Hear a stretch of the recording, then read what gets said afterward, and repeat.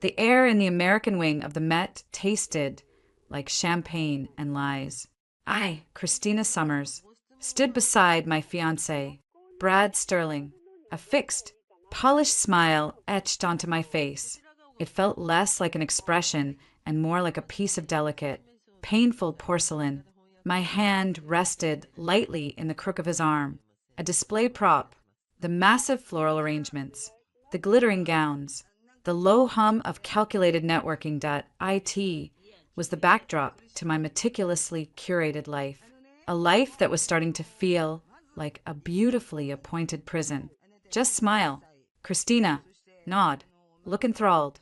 That's your job tonight. And every night the thought was a familiar, bitter mantra.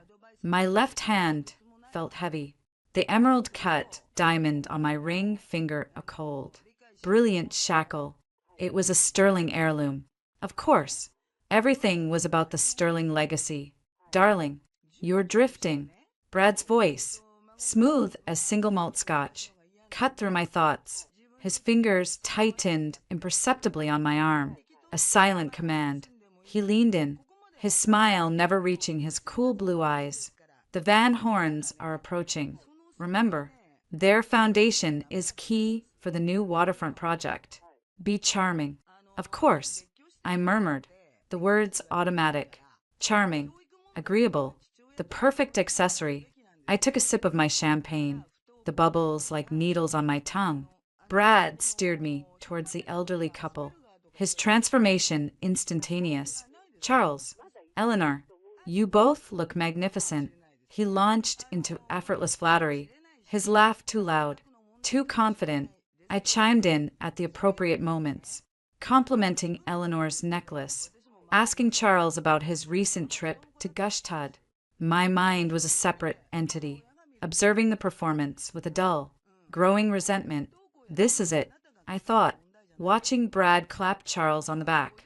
This is the rest of my life, negotiating my worth in social capital and breeding potential, smiling while he parades me like a prize thoroughbred he won in a merger. The engagement had been less a proposal and more a corporate announcement. Our families, the Summers, old money but politically passive, and the Sterlings, aggressive new wealth hungry for legitimacy, that had brokered the deal. I was the final, pleasing piece of synergy. I'd convinced myself I loved him, once. Or maybe I just loved the idea of meeting expectations, of finally making my perpetually disappointed father nod in approval. Christina, sweetheart, fetch me another Glenlivet. Would you? Neat, Brad said, patting my hand dismissively as he turned back to Charles, already deep in talk of zoning laws. It wasn't a request. It was an order, delivered with the casual assurance of someone used to being obeyed. A hot spike of humiliation shot through me. Fetch. I was his social secretary, his arm candy, his servant. I need some air first, I said, my voice tighter than I intended. Brad's gaze flickered to me, a flash of annoyance quickly buried under congeniality. Don't be long. We have rounds to make. He was already turning away, dismissing me again. I walked away, the weight of his expectation like a physical shove between my shoulder blades. The crowd seemed to press in, a kaleidoscope of fake smiles and vacant eyes. I needed to escape the gilded cage, if only for 5 minutes. I headed away from the main hall, down a quieter corridor lined with Roman busts, their marble eyes seeming to watch my retreat with pity. The relative silence was a balm. I leaned against a cool wall near a darkened archway leading to the Greek and Roman galleries, closing my eyes, trying to breathe away the tightness in my chest. Then I heard it, a low, intimate laugh I knew too well, Jade Lockwood's throaty, practiced giggle, followed by Brad's voice, but stripped of its public charm, raw and husky. God, you're a vision. This dress should be illegal. My blood froze. I didn't want to look. I had to look, peering around the edge of the archway. I saw them, half hidden in the shadowy alcove of a towering column. Jade, my so-called friend from the insipid socialite circle. was pressed against the marble, her back bare where her gown dipped low. And Brad, my Brad, had his hand splayed possessively on that exposed skin, his mouth near her ear. The world narrowed to a tunnel. The champagne flute in my hand trembled. Bradley, someone could see. Jade purred, not sounding concerned at all. Let them. I'm tired of the act. He muttered, his lips trailing down her neck. What about your precious fiancé, the soon-to-be Mrs. Sterling? Jade's voice was a taunt. Brad scoffed. A ugly, dismissive sound. Christina? She's a pretty placeholder. Useful. Her family's connections are decent. And that trust fund of hers is manageable once it's properly integrated into Sterling Global after the wedding. The real fun begins. His hand moved lower on her back. The ring is just a fancy leash. She's so eager to please Daddy. She'd walk into any cage I hold open. His words weren't just a betrayal, they were an annihilation. Every shared laugh, every planned future, every time I defended him to my skeptical friends, it all dissolved into ash. I wasn't a person. I was an asset, a manageable asset with a fancy leash. The porcelain smile I'd worn all night cracked and fell away, leaving behind something raw and furious. I felt a terrifying calm descend.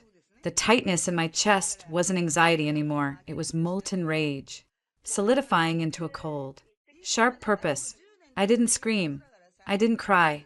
I simply turned and walked back towards the roar of the party, my steps steady, my spine straight, the hum of conversation, the clink of glasses. It all sounded different now. It was the sound of my own foolishness. Back in the glittering main hall, my eyes scanned the crowd, not looking for Brad anymore, but for a weapon. And then I saw him, across the room, partially obscured by a group of chattering dowagers, stood a man. He was alone, a solitary figure leaning against a pillar as if observing a mildly interesting experiment. Even from a distance, he commanded the space around him. Tall, broad-shouldered in a tuxedo that looked painted on, his dark hair slightly unruly. His face was in profile, all sharp angles and stern lines, his gaze sweeping the room with detached assessment. He was a stranger. He was perfect. My heart hammered against my ribs, not with fear, but with a wild, reckless adrenaline. This is insane. A small, rational part of my brain screamed. This is exactly what you need to do, roared the newly awakened, furious part. I drained the rest of my champagne in one gulp, the alcohol fueling my courage. I smoothed my gown, lifted my chin, and walked. I weaved through the crowd, my focus singular. The man hadn't moved. He was my target. I stopped right in front of him. He turned his head, and his eyes met mine. They were a startling shade of storm cloud gray, intelligent, piercing, and utterly unreadable. Up close, he was even more imposing, with an aura of contained power that made the Brad Sterlings of the world seem like petulant boys. I need you to play along, I said, my voice low but surprisingly steady. Please. A faint, almost imperceptible eyebrow quirked. He didn't speak. He just watched me, waiting. There was no time for explanation. I heard Brad's voice somewhere behind me, getting closer, calling my name with an edge of impatience. Christina, there you are. I've been looking. I didn't let him finish. I grabbed the front of the stranger's impeccably tailored tuxedo jacket, stood on my toes, and kissed him. It wasn't a gentle kiss. It was desperate, defiant, a statement carved from anger and shattered pride. His lips were firm, unmoving at first in sheer shock. For a heart-stopping second, I thought he'd shove me away. Then, almost instinctively, his head tilted, and he kissed me back. It was brief, less than 3 seconds, but it was enough to short-circuit every rational thought in my head and send a jolt of pure, electric sensation through my veins. I pulled back, my breath coming fast. I looped my arm through his, feeling the solid, unyielding muscle of his forearm beneath the fine wool. I turned us both to face the direction of Brad's voice. Brad had frozen a few feet away, his face a comical mask of confusion that rapidly morphed into dawning, furious comprehension. Jade hovered just behind his shoulder, her mouth a perfect O of scandalized delight. I forced a bright, dazzling smile, the one I'd practiced in the mirror 1,000 times. This time, it felt like a weapon. Darling, there you are. I've been looking everywhere for you, I said, my voice loud enough to draw the attention of nearby guests. I squeezed the stranger's arm. I want you to meet someone. This, I declared, looking straight into Brad's livid eyes, is my new boyfriend. The silence that fell was immediate and profound. The string quartet in the corner seemed to falter. All eyes within earshot swiveled to our little drama. Brad's face turned a mottled purple. His gaze bounced from my defiant stare to the utterly composed, enigmatic face of the man beside me, the man who had just, for all intents and purposes, kissed his fiancée back. What the hell is this? Christina? Brad spat, the words dripping with venom. Have you lost your mind? Who is this clown? The stranger didn't react to the insult. He simply stood there, a calm, immovable mountain next to my trembling, fury-fueled frame. Brad's control snapped. With a guttural roar of pure rage, he hurled his crystal champagne flute to the marble floor. The explosion of glass was shockingly loud, 1,000 glittering shards skittering across the floor like fleeing diamonds. People gasped, jumped back. The music stopped completely. My bravado faltered.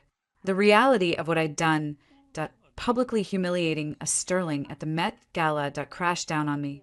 I was ruined. My family would disown me. The social fallout would be nuclear. I waited for the man whose arm I clung to shake me off, to step away with a look of disgust, to deny any involvement in this insane spectacle. Instead, something miraculous happened. A large, warm hand covered mine where it rested on his arm, giving it a slight, reassuring squeeze. Then, in one smooth, protective motion, he disentangled his arm only to step slightly in front of me, placing his broad body between me and Brad's fury. He didn't push me behind him dramatically. He simply shifted, and suddenly I was sheltered, his back a solid wall, blocking my view of Brad's contorted face. His voice, when he spoke, cut through the tense silence like a blade. It was deep, resonant, and carried a quiet, terrifying authority that made Brad's shouting seem like the tantrum it was. Bradley Sterling, the man said, and the way he said the name, not Brad, but the full, formal Bradley, was itself a dismissal. It's been a long time. I see some things haven't changed. You still have a flair for the dramatic and a disappointing habit of mistaking your possessions for people. Brad stared, his anger momentarily eclipsed by sheer, uncomprehending shock. His eyes widened, then narrowed as he truly looked at the man's face. The color drained from his skin so completely he looked like one of the marble statues in the hall. He took an involuntary step back, his heel crunching on glass. You, he breathed, the word barely audible. King? Alexander King? The name meant nothing to me, but the effect on Brad was seismic. He looked as if he'd seen a ghost, a very powerful, very angry ghost. Alexander King didn't acknowledge Brad's recognition. He half turned his head toward me, his profile stark in the museum lights. His storm gray eyes held mine, and for the first time, I saw a flicker of something in their depths not anger, not judgment, but a spark of intense, calculating curiosity, and something else, a hint of recognition. He leaned back, just slightly, so his words were for my ears only. His voice was a low, intimate rumble that vibrated through the space between us, a secret in the midst of the scandal. Well, Christina, he murmured, my name on his lips, sounding both foreign and inevitable. That was one hell of an opening move. My breath hitched. The world, which had been spinning wildly, seemed to lurch to a sudden, Dizzying stop. He knows my name. The chaos. The broken glass. Brad's stunned fury. The staring crowd. IT all faded into a blur. The only thing that was sharp, clear, and terrifyingly real was the look in Alexander King's eyes and the chilling, thrilling certainty that this stranger, this man who had just become the epicenter of my personal earthquake, knew exactly who I was, and nothing, I realized with a jolt that was equal parts terror and exhilaration, was ever going to be the same again. The ride in the Rolls-Royce was a silent, pressurized capsule hurtling through the neon-washed arteries of Manhattan. I sat as far from Alexander King as the spacious back seat allowed, my body trembling with a delayed, violent reaction. The adrenaline that had fueled my spectacle at the Met had evaporated, leaving behind a cold, sickening dread that pooled in my stomach. I stared out the window, seeing nothing but the blurred reflection of my own pale, stricken face. What have I done? The question hammered against my skull. You've torched your life. That's what that why social standing, my family's tenuous approval, the carefully constructed future, that all of it was ash, scattered across the marble floor of the American wing. And for what? A momentary, petulant strike against a man who wasn't worth the powder it would take to blow him to hell. Brad's words echoed, a toxic loop, a pretty placeholder of fancy leash. I risked a glance at the man beside me, Alexander King. He sat in relaxed, commanding silence, his gaze fixed ahead, one hand loosely draped over a knee, the other tapping some silent rhythm on the rich leather armrest. He hadn't spoken since he'd guided me wordlessly out of the gawking crowd and into this waiting car. His driver, a large, impassive man named Marcus, had simply nodded, "Mr. King," and closed us in. The silence was worse than anger. It was assessment. I felt like a bug under a microscope, my impulsive, stupid act being coldly dissected. My voice cracked. I cleared my throat, forcing steel into it. "I owe you an apology, Mr. King. That was unforgivably inappropriate. I used you as a prop in a personal drama. Please, have your driver pull over. I'll get a cab." He turned his head slowly. The city lights strobed across his sharp features, highlighting the intense gray of his eyes. They weren't stormy now, they were calm, analytical. "Apology accepted," he said, his voice that same low, resonant tone. "But the cab is unnecessary. Where do you live?" The mundane question threw me. "Upper East Side, 78th and Park." He gave a slight, almost imperceptible nod to the partition. Marcus made a smooth turn. He knew the address. Of course he did. The dread intensified. "How do you know my name?" The question burst out of me, sharp with fear and suspicion.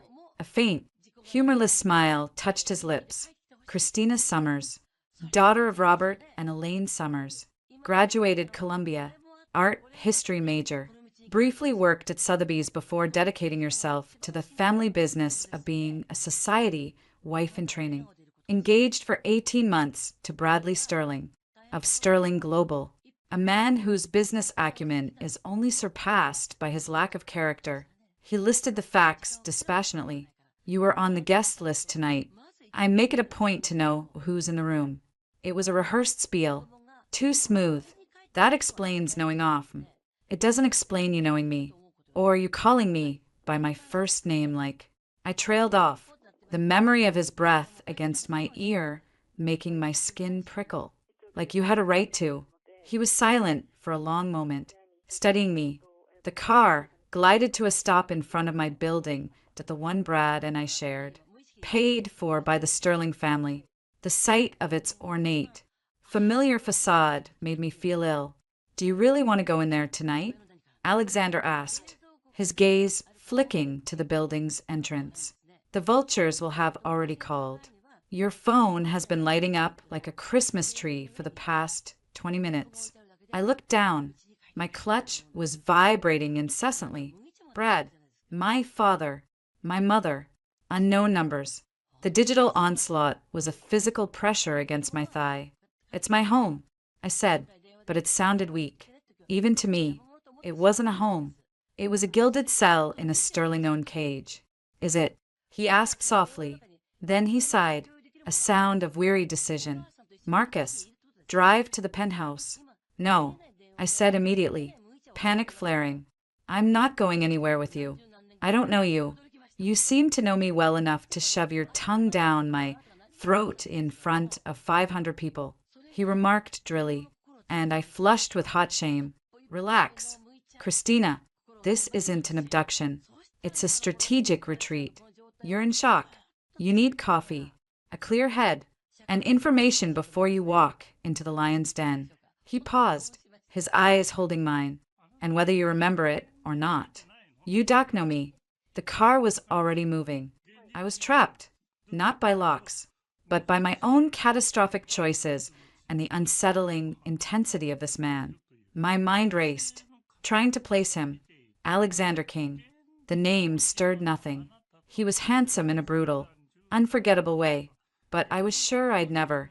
And then, like a ghost image developing in a darkroom, a memory surfaced, not of this powerful, imposing man in a tuxedo, but of a younger version, leaner, angrier, with the same stormy eyes, hunched over an economics textbook in the deep. Quiet stacks of Butler Library, a late night, rain against the windows, me, struggling with a paper on Baroque art, him, offering a grudging, brilliant explanation of some convoluted economic theory when he saw my frustration. A shared cup of terrible library coffee. A kiss. One. Fumbling. Intense kiss in the rain-smeared glow of a streetlight. Before he'd pulled away, his face a mask of something like pain, and vanished into the night. I'd thought his name was Alex. Just Alex. A brooding, brilliant scholarship student who disappeared from campus a week later. My breath left me in a rush. Alex? From Columbia? The library? The ghost of that old pain flickered in his eyes, quickly banked. So you do remember something. You left. I whispered. The old, minor hurt, resurfacing. You kissed me, and then you just vanished. Didn't return calls. My father's company imploded. He said, his voice flat, devoid of emotion. King Construction, bad investments, worse partners. One day we were comfortable. The next we were bankrupt, facing lawsuits. He had a heart attack. I had to leave. There was no time for goodbyes. The way he said goodbyes implied it was about more than just leaving college. The car entered the underground garage of a sleek, modern tower in Tribeca. A private elevator whisked us directly to the penthouse. The doors opened not into a hallway, but into a vast, minimalist living space. Floor-to-ceiling windows presented a breathtaking, panoramic view of the Hudson and the glittering downtown skyline. It was a fortress of steel, glass, and silence. He led me to a large sectional sofa. Sit. I Saturday feeling small and absurdly formal in my emerald gown amidst the austere decor. He walked to a sleek kitchen island, pouring 2 glasses of water from a pitcher instead of offering alcohol. He placed one in front of me, then sat in a chair opposite, leaning forward, elbows on his knees, steepling his fingers. Now, he began, his businesslike tone a jarring contrast to the intimacy of our shared past and the insanity of the present. Let's talk about the mess you're in. My mess? I shot back, defensive. You were the one who played along. You could have pushed me away. I could have.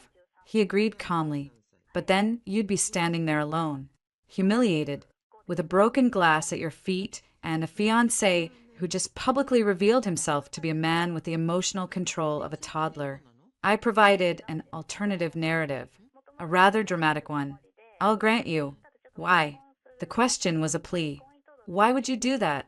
For a girl you kissed once. A decade ago? His gaze intensified, pinning me to the spot. Because I've been watching. Christina, not in a creepy stalker way, he added, correctly reading my horrified expression, in a business intelligence way. I knew about the Sterling Summers merger. I've been analyzing Sterling Global for a potential acquisition for 6 months. Brad Sterling is an entitled, incompetent prick who's running his father's company into the ground through a combination of arrogance and fraud. And you? He paused, his eyes sweeping over me, taking in the smudged mascara, the defiant set of my jaw. You were the one piece that didn't fit the spreadsheet, the intelligent, wasted asset tied to a failing enterprise. His words were clinical, cutting, asset, enterprise that I was just another variable to him. The hurt was surprisingly acute. So tonight was what? A corporate opportunity? Tonight, he said, leaning back, was you handing me a loaded gun and pointing me at my competition's weakest point. His pride and his treatment of you. His voice hardened slightly. I heard what he said to that woman in the gallery. About the leash. About your trust fund.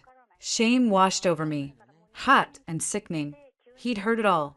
He'd witnessed my utter degradation before I'd even made my grand. Foolish stand.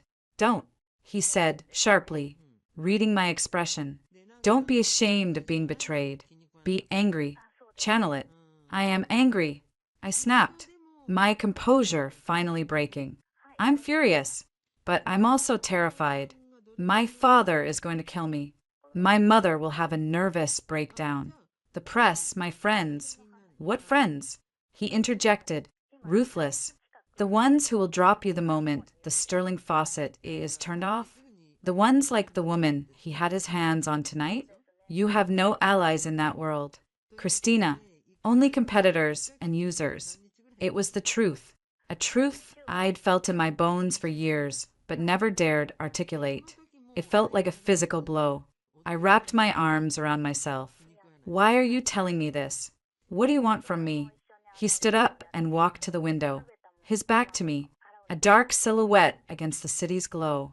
When I left New York 10 years ago, I had nothing, less than nothing, debts, a broken family, a degree I couldn't finish. His voice was quiet, almost conversational, but it carried the weight of years. I promised myself I'd come back, not for revenge, not at first, just to prove I could, to build something that couldn't be taken away by bad luck or bastard partners. He turned to face me. King's Capital is that something. And part of coming back meant closing old circles. You were an unfinished circle. Christina, what if that lingered? He moved back towards the sofa, crouching down in front of me so we were eye level. The proximity was electrifying, overwhelming. He smelled like crisp linen, cedar, and power. I didn't plan for it to happen like this. He continued, his eyes searching mine. But here we are. You've declared war on Bradley Sterling in the most public way possible. He won't take that lying down. He's already mobilizing. He gestured to my still buzzing clutch. He'll spin this. He'll paint you as unstable, unfaithful, a gold digger who set her sights higher. He'll try to destroy your reputation to save his own. Tears of frustration and fear finally welled in my eyes. So what am I supposed to do? Hide in your penthouse forever? A slow, dangerous smile touched his lips. It wasn't a kind smile. It was the smile of a general seeing a path to victory. No, you fight back, with better weapons. I don't have any weapons. You do, he said, his voice dropping to a compelling whisper. You have knowledge. You worked in Sterling's charity foundation. You've been to their Hamptons estate, their board dinners. You've heard the conversations they thought you were too decorative to understand. You know the players, the weak links, the secrets they whisper after the third scotch. A cold understanding dawned on me. You want me to help you take him down. You want inside information. I want justice. He corrected, though his eyes were pure, unadulterated strategy. For what he did to you tonight. For what he's planning to do to you tomorrow. And yes, for the fact that Sterling Global is a hollowed-out shell being propped up by creative accounting and myopic investors. It's going to fall. I can make it fall in a way that enriches me and leaves Brad Sterling in the gutter where he belongs. Or I can let it collapse slowly and messily. dragging you, your family's reputation, and a lot of innocent employees down with it. It was a threat wrapped in an offer, a devil's bargain. My phone rang again. Brad's name flashed on the screen, a pulsating beacon of my old life. I imagine his rage, my father's cold disappointment, the snickering headlines. I looked from the phone to Alexander King. Alex crouched before me, offering not a rescue, but an alliance, a dangerous, exhilarating, possibly ruinous alliance. What's in it for you? I asked, my voice hoarse. Really? Beyond closing a circle and a business opportunity? He held my gaze, and for the first time, the ruthless businessman facade cracked. Just a fraction. I saw the ghost of the brooding library student, the one who kissed me in the rain and then vanished. I saw raw, unresolved feeling. You kissed me tonight, Christina, he said softly.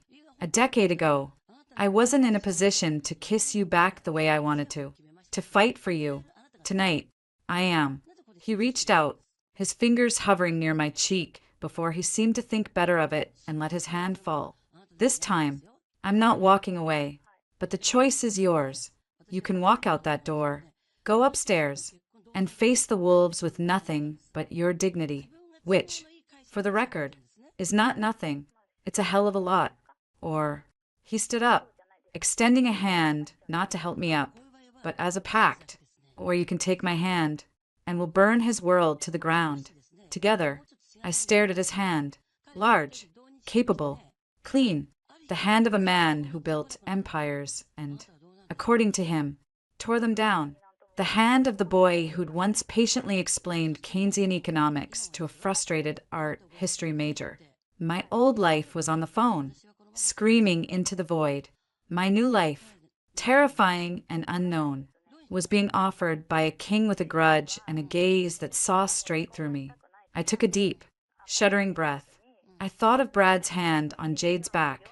I thought of the cold weight of the sterling diamond. I thought of being a pretty placeholder. I reached out, and I placed my hand in his. His fingers closed around mine, warm and sure. Welcome to the war room, Christina, Alexander King said. And for the first time that night, I saw a real smile touch his eyes. It transformed his face, making him look younger, fiercer, alive. My phone finally stopped ringing. The silence in the penthouse was absolute. And for the first time, it didn't feel like dread. It felt like possibility. The silence in Alexander's penthouse was shattered at 5:17 a.m. by the shrill, relentless ring of the landline.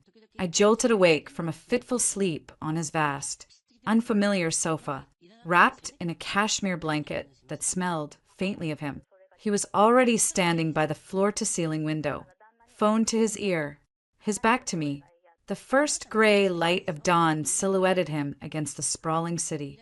Yes, Robert, she's here, Alex said, his voice a low, calm rumble that carried across the quiet space.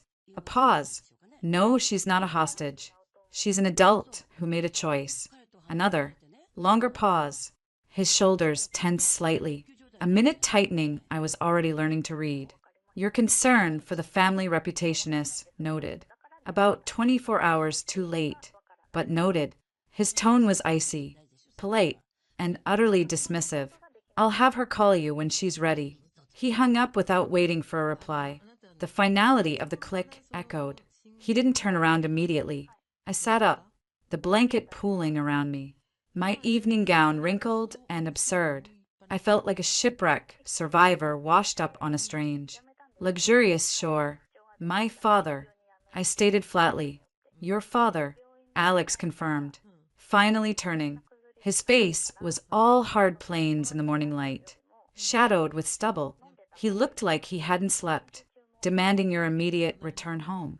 He used words like scandalous, ungrateful, and financial repercussions. The Summers Family Trust, it seems, is suddenly under review. A cold knot formed in my stomach. It was the threat I'd anticipated, but hearing it confirmed was different. My financial independence, my last shred of leverage in that world. was being used as a cudgel. Be a good girl. Come back. Apologize. And we'll pretend this never happened. What did you say to him? My voice was small. I told him the truth, that his daughter showed more spine last night than he has in his entire boardroom career. He walked to the kitchen, starting a pot of coffee with efficient movements. Coffee. Then we strategize. Your phone is a war zone. I had Marcus disable it.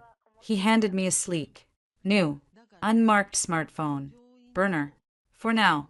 Your old life is on that thing. He nodded towards my bejeweled clutch, discarded on a chair. And it's toxic. I took the phone. It's lightweight anonymity feeling alien. Where do we even start?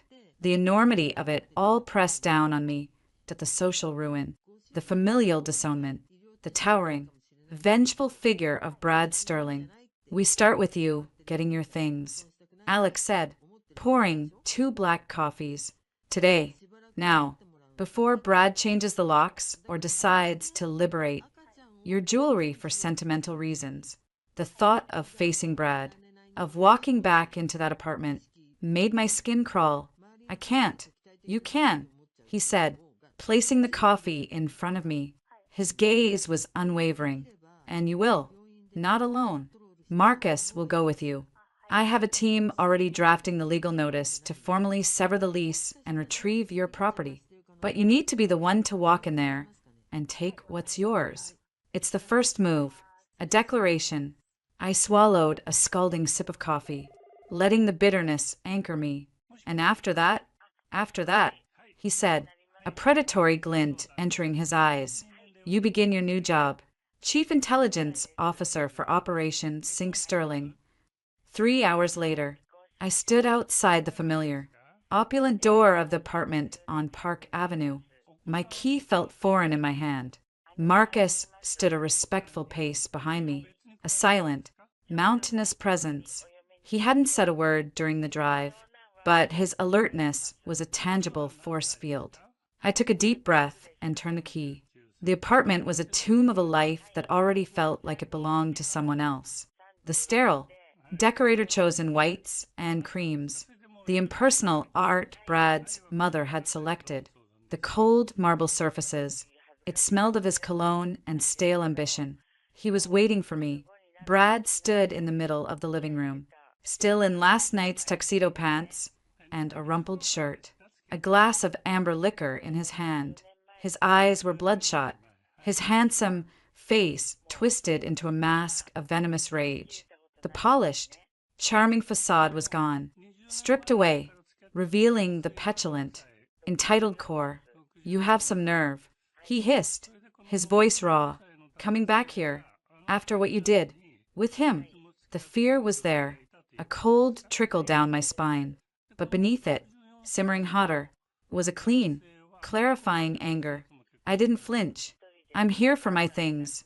Brad, I'll be out of your way in an hour. Your things? He let out a harsh, ugly laugh. What things? The clothes it paid for? The jewelry my family gave you? You think you can just walk out? After humiliating me in front of everyone? He took a step closer, and Marcus shifted subtly, a warning hum in the air.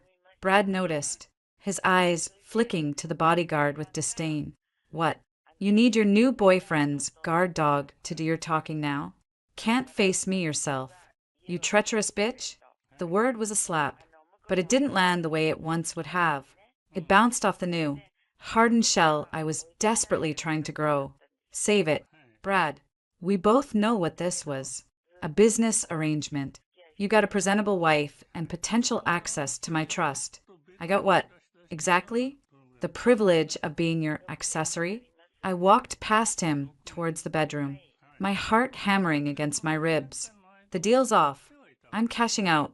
He followed me, crowding the doorway. You're making a colossal mistake. Christina, King is using you. He's a shark. He's after my company.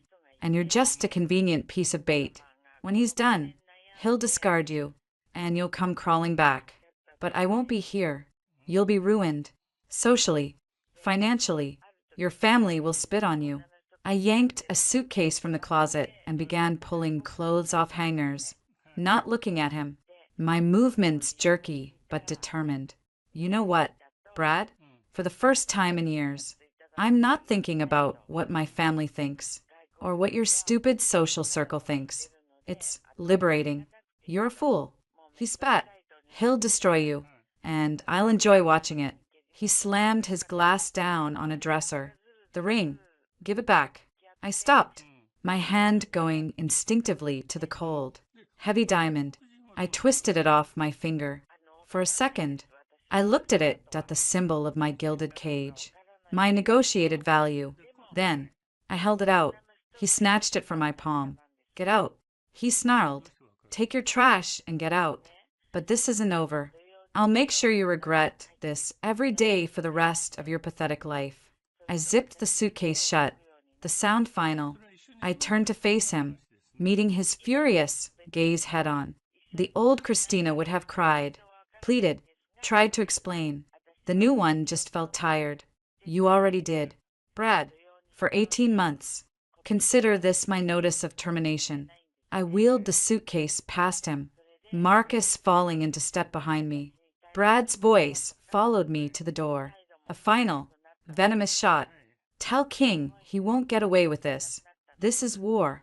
The door clicked shut behind me, cutting off his tirade.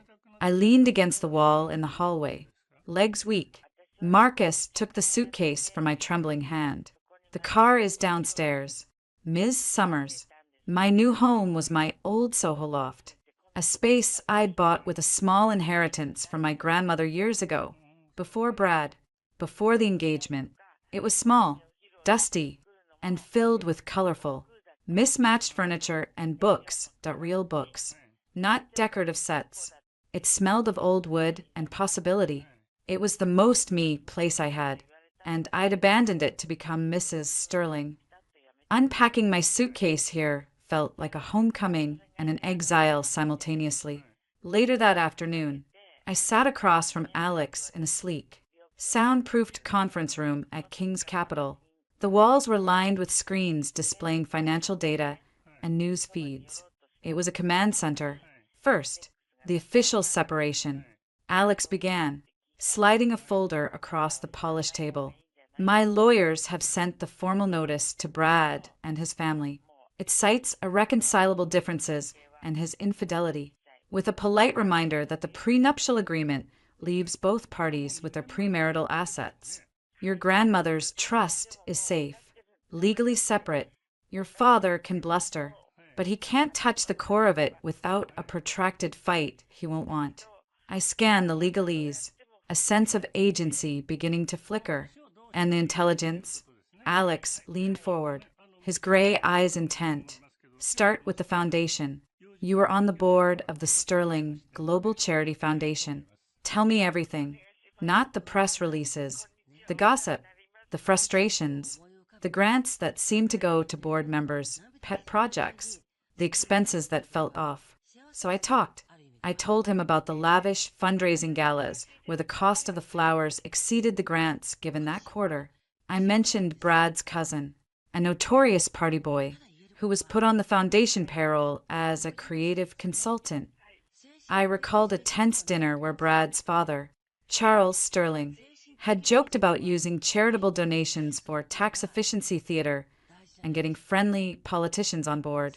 Alex listened, huffed, asking sharp, precise questions. He didn't just want facts, he wanted impressions, nuances, the soft underbelly of the organization. A junior associate typed notes silently in the corner. Good, Alex said when I paused. That's the texture we need. The hard data my analysts can find. The motivation, the personality flaws, that's what you provide. He pulled up a document on a tablet. Now, Brad personally, offshore accounts, crypto plays he bragged about, any mistresses besides Jade with expensive tastes or loose lips. I felt a wave of nausea. This was it, the dirty work. Becoming the thing I despised, a spy in my own past. But then I remembered Brad's hand on Jade's back. His words, a fancy leash. The nausea solidified into resolve. There's a club, I said slowly. Elysium. Ultra private. Brad goes there with his investment buddies. He'd come back sometimes different, agitated, or overly confident. He once mumbled something about leveraging the Baltic pipeline news before it was public. I thought he was just drunk. Alex's eyes lit up. Elysium. That's a start. Insider trading is a favorite pastime for entitled little princes like him. He made a note. What else? The session went on for hours. We mapped Brad's inner circle. His weaknesses, his gambling at the Monaco Grand Prix, his pathological need to one-up his father, his alliances. I felt both drained and electrified. I was using my knowledge, my position as the ignored fiancé, as a weapon. It was empowering and deeply saddening. Over the next week, a new rhythm emerged. Mornings were spent with Alex or his sharp, no-nonsense head of security, a woman named Vargas, going over details. Afternoons were for legal meetings and the painful, strained calls with my parents. My mother wept. My father raged about betrayal and costing the family dearly. I held my ground, citing Brad's infidelity, my voice growing steadier each time. Meanwhile, Brad's war began. It started on social media. A sympathetic post from a close friend of Brad's on Instagram, praising his strength during this difficult time. Then came a blind item on a notorious gossip site, The Gilded Cage, about a soon-to-be ex-socialite with notorious volatility and a history of seeking attention. The comments were a sewer. Then, Jade Lockwood went on the chat, a daytime talk show. She wore demure pink and played the concerned, wounded friend. It's just so sad. She sighed, her eyes wide with fake sympathy. Christina was always fragile, needy. Brad was a saint, honestly. So patient. This new guy, Alexander King, he's known on Wall Street as a predator. I think Christina is easily influenced. It's a tragedy, really. I watched the clip on my laptop in my Soho loft, my hands shaking with fury. Alex, who was reviewing documents on my sofa, glanced over. Don't, he said simply. Don't what? Don't want to strangle her with her own hair extensions? I snapped. Don't react. They want a reaction. They want you emotional, hysterical. It validates their narrative. He closed his laptop. The lawsuit is ready. Lawsuit? For defamation. Against Jade, the gossip site, and John Doe associates of Brad Sterling for conspiring to spread falsehoods. We're filing it tomorrow. It won't go to trial, but it forces a retraction, creates discovery, and sends a message. We don't play in the mud. We bring lawyers. The next blow was more direct. My father called, colder than ever. Christina, Sterling Global is pulling out of the joint venture with Summers Holdings. Your little stunt has cost this family tens of millions. Your mother is a wreck. When are you going to stop this selfish nonsense and come to your senses? I closed my eyes, the weight of it crushing. I'm not coming back. Dad, I'm sorry for the fallout, but I won't apologize for leaving a man who cheated on me and sees me as a bank account. The line went dead. The pressure was a constant, squeezing presence. I was being painted as the villain, the unstable gold digger, while Brad played the heartbroken victim. My safe, if suffocating, world was gone, and the new one was a battlefield. The breaking point came on a rainy Thursday evening. I was returning from a meeting with my own newly hired publicist, paid for by liquidating a few pre-Brad investments Alex helped me identify. A black town car slid to the curb in front of my loft building, blocking my path. The rear window rolled down, revealing Brad's furious face. Get in the car. Christina, we need to talk. Now, we have nothing to talk about. Brad, my lawyers will communicate with yours. I tried to walk around, but the driver, a bulky man, got out. I'm not asking, Brad said, his voice low and dangerous. He pushed the car door open. Get in. Panic. cold and sharp, lanced through me. I fumbled for my phone. Brad saw the movement and lunged out of the car, grabbing my wrist. I said, "Get in. Let go of me." I struggled, my heart pounding against my ribs. The driver moved closer. Suddenly, a large hand clamped down on Brad's shoulder, spinning him around. Marcus was there, his face a stoic mask. The lady said no. "Mr. Sterling." Brad, enraged, swung wildly. Marcus caught his fist midair with an effortless, terrifying strength. "I wouldn't," Marcus said, his voice quiet and final. Tires screeched. A dark sedan pulled up, and Alexander King emerged. He didn't run. He walked with a lethal, controlled calm that was more frightening than any outburst. The rain darkened his hair and coat.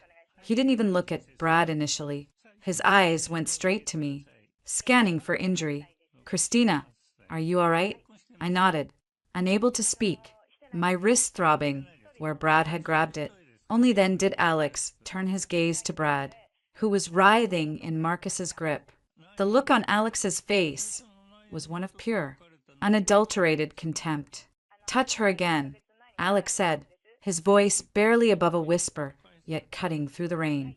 "And I won't send my security. I'll come for you myself. And you really, really don't want that, Bradley." He gestured, and Marcus released Brad with a slight shove that sent him stumbling against his car. Brad straightened his coat, his face a masterpiece of impotent rage. "This isn't over. King, you think you can steal what's mine? You're dead. You're both dead." Alex ignored him, placing a guiding hand on the small of my back and steering me towards his waiting car. "Let's go." Inside the warm, quiet car, the shakes hit me. I couldn't stop trembling. Alex didn't say anything. He simply took my injured wrist in his hands, his touch surprisingly gentle as he examined the red marks. His jaw was clenched so tight I could see the muscle jumping. "That's it," he finally said, his voice like gravel. "The gloves are off." He pulled out his phone. "Vargas? Initiate phase 2. The tender offer for Sterling Green Tech. Go public at the open tomorrow. And leak the preliminary audit concerns to the Journal and the Post. Let's see how the market likes their golden boy when his crown starts to rust." He hung up and looked at me. The protective fury in his eyes was slowly banked, replaced by that familiar, calculating intensity. He wants a war. He'll get one. A real one. Not playground name-calling. We drove back to my loft in silence. At my door, he stopped me. "You did well today, in the meeting with the publicist. And just now, you didn't back down." I was terrified, I admitted. The words a shaky exhale. Being terrified and still standing your ground is the definition of courage. He said. He reached out, his thumb brushing away a raindrop dot, or was it a tear? From my cheek. The contact was brief. "Electric. Get some rest. Tomorrow." The narrative changes. As he turned to leave, I called out, "Alex." He paused. "Why are you doing all this?" The question hung between us, weighted with everything unsaid. The lawsuit, the takeover, the bodyguard. It's beyond closing a circle, beyond business. He looked back at me, and in the dim hallway light, the ruthless CEO was gone. I saw the ghost of the library boy again, haunted and determined. Because 10 years ago, I had to walk away from something that felt right. Because I promised myself if I ever got a second chance, I wouldn't be powerless. Not for myself, and not for the people who matter. He held my gaze.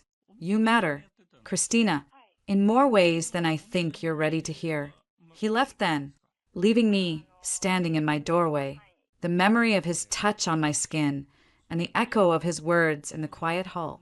The fear from the encounter with Brad was still there, but it was now mixed with something else, something warm and terrifyingly potent. I walked inside, to my cluttered, real apartment. I poured a glass of water, my hand steadier now.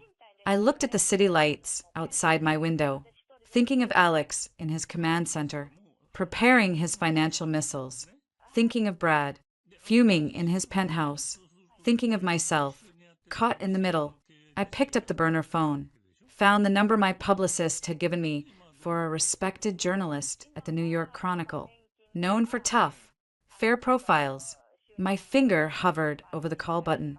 I thought of Jade's smirking face on TV, of my father's cold disappointment, of Brad's hand on my wrist.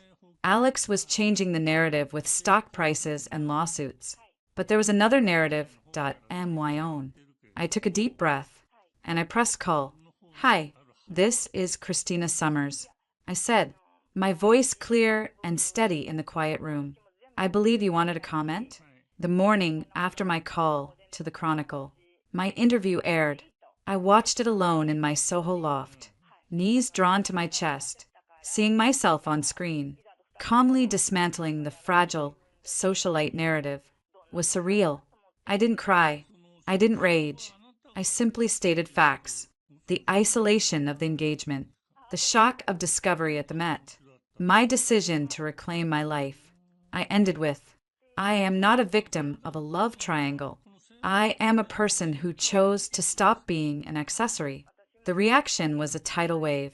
My social media, to which I'd reluctantly rejoined on Alex's advice for controlled messaging, exploded. Half the comments were vicious. #golddigger, #attention whore, #team Brad. The other half were supportive. From women sharing stories of leaving toxic relationships, from strangers applauding the courage. It was polarizing, exhausting, and somehow freeing. I was no longer a silent trophy on Brad Sterling's arm. I had a voice, and people were listening, even if some were yelling back. My phone buzzed. Alex, you were perfect, controlled, human. The narrative is shifting. Me. Half of Twitter wants to burn me at the stake. Alex. The other half would hand them the matches for Brad. That's called balance. Dinner tonight? My place. We have things to discuss that shouldn't be on a screen. A flutter in my stomach, unrelated to the media storm. Our temporary alliance was developing a dangerous, intimate charge. The shared looks lingered. The casual touches to the hand on my back, guiding me through a door. His fingers brushing mine when handing me a document that sent sparks up my spine. We were partners in a war, but the trenches felt increasingly like a private, electrified world. That evening at his Tribeca penthouse, the atmosphere was different. The financial charts were put away. He cooked, something simple and Italian, moving around the kitchen with a focused ease that was incredibly attractive. The board of Sterling Global is in panic, he said, handing me a glass of wine. The green tech tender offer is causing chaos. Brad's father is trying to rally old guard investors, but the audit concerns we leaked have them spooked. Your interview added a crucial human element that it's no longer just a hostile takeover. It's a corrective action against a morally bankrupt management. So I'm your morality puppet? I asked, a slight edge in my voice. He stopped, putting down the wooden spoon. You're the truth teller. The morality was always yours. I'm just the one providing the megaphone and the financial artillery. He came closer, leaning against the counter opposite me. You're doing this. Christina, not me. I'm just clearing the path. The intensity in his gaze wasn't about business. It was about us.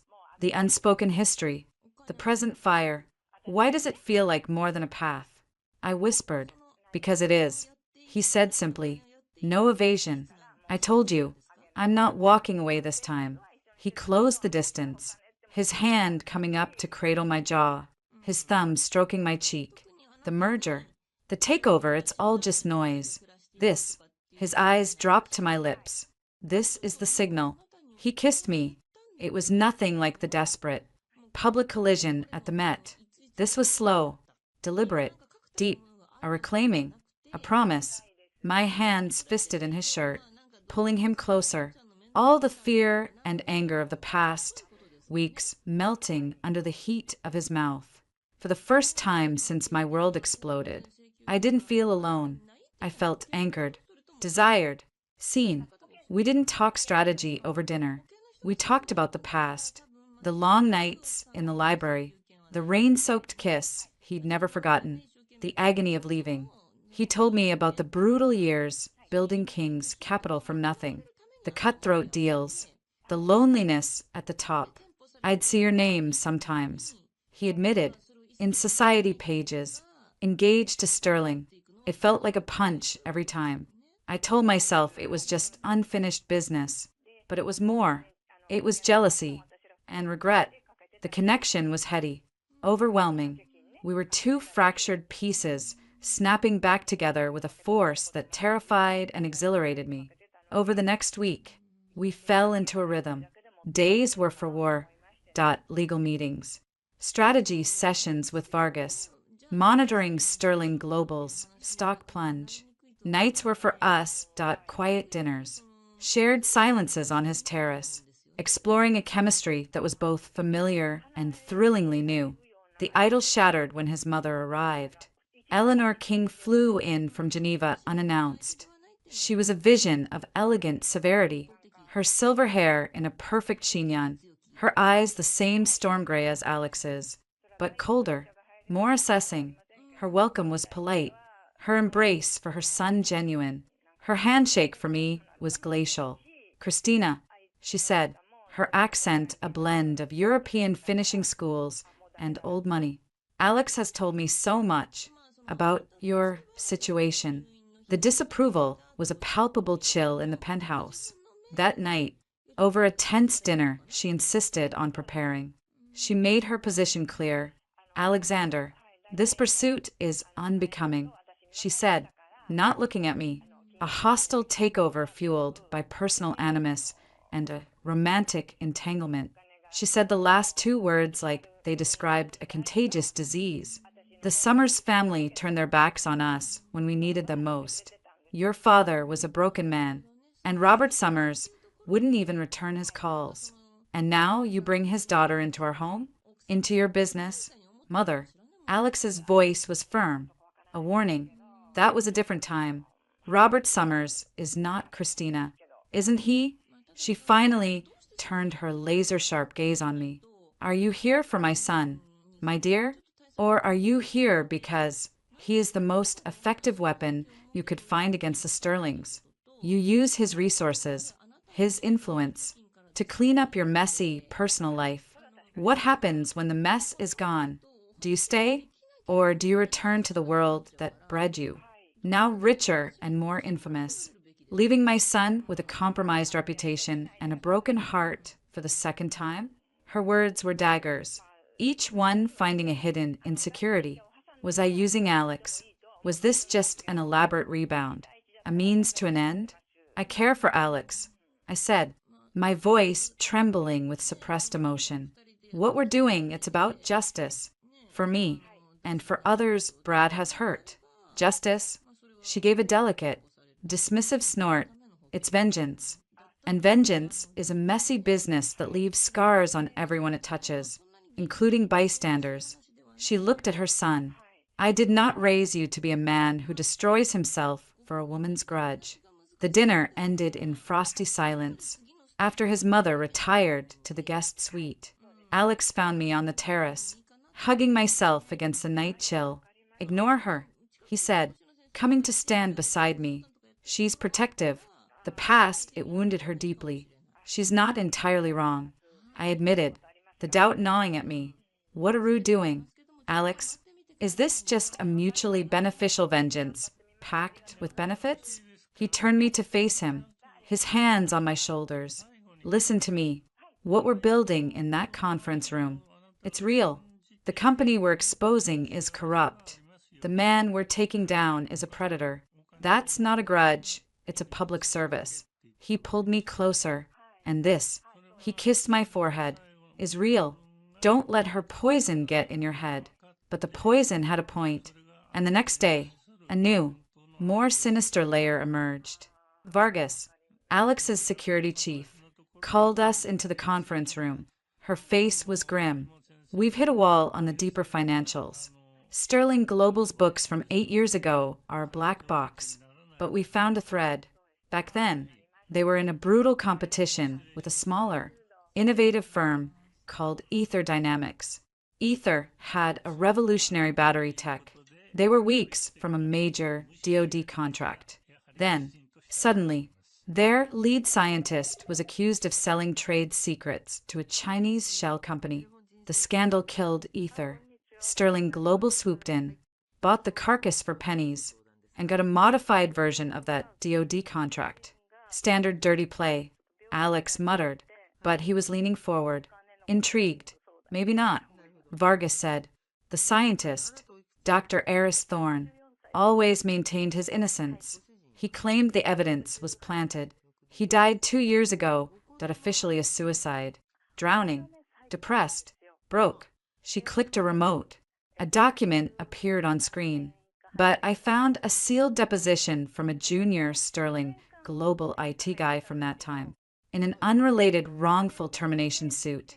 He mentions being pressured by outside counsel to overlook anomalies in the digital evidence logs against Thorne. Outside counsel? I asked, a cold dread beginning to form. Vargas nodded.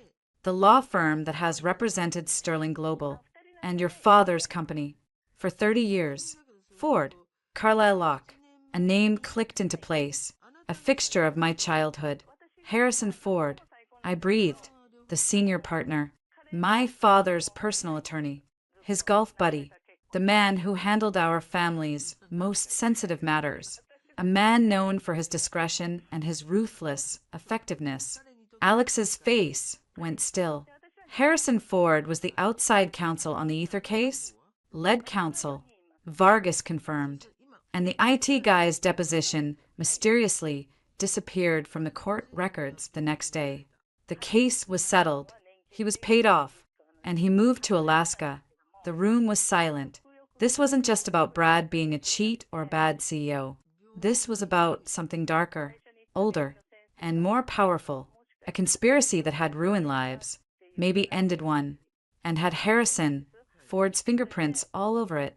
A man who was intricately tied to both the Sterling and Summers families. My father's words echoed in my head. Some things are best left buried. My phone vibrated with an unknown number. Usually, I'd ignore it, but after the morning's revelations, a reckless impulse took hold. I answered. Christina Summers? A male voice. Rough. Wary. Yes. Who is this? A friend of Dr. Thorne's. I have something. Something he left behind before he died. About Sterling. About the lawyer. It's not in any database. He sounded scared. I can't talk on the phone. Meet me. Tonight, 10 p.m. The old loading dock behind the Red Hook Sugar Refinery. Come alone. If I see anyone else. It's gone forever. He hung up. I looked up at Alex and Vargas. That was the source. He claims to have physical evidence from the Ether case against Sterling and Ford. Alex's expression turned to granite. No, absolutely not. That's a trap. Brad or Ford or both. Red Hook at night? Are you insane? He said to come alone, which is exactly what a kidnapper would say. Alex shot back, his voice rising. Christina, we are not amateurs.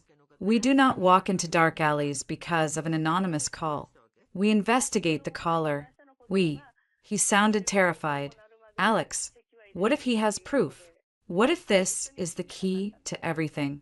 To what they did to that scientist? To what they're probably still doing? My own fear was morphing into a desperate need to act. To break through the wall of legal and financial maneuvering and strike at the heart of the rot. We will find another way. Through the records. Through financial forensics. Vargas, trace that number. Now, it was a burner, probably already in the river. I said, frustration boiling over. This is a person. Alex, not a data point. He's reaching out to me. Maybe because of the interview. He trusts me. Or he's targeting you. Alex slammed his hand on the table. You're not going. That's final. His protectiveness, which had felt like a fortress, now felt like a cage. His mother's words echoed. Are you here for my son? Or is he just your weapon? I needed to do this. For Dr. Thorne. For myself. To prove I wasn't just following Alex's playbook, I stood up. My decision made. I'm not your employee, Alex, and I'm not a damsel you can lock in a tower. This is my fight too, and I'm going. The look he gave me was a mixture of fury, fear, and something that looked like betrayal. If you walk out that door after that call, you're on your own. I won't enable your suicide mission. The words hung in the air, a brutal line in the sand. I met his stormy gaze, my heart breaking even as my resolve hardened. Then I guess I'm on my own. I turned and walked out of the conference room, out of his penthouse, into the gathering New York dusk. The fear was a live wire in my chest, but beneath it was a steely certainty. I was done being a pawn in games played by powerful men, Brad, my father, Harrison Ford, even Alexander King. It was time to make my own move, no matter the cost.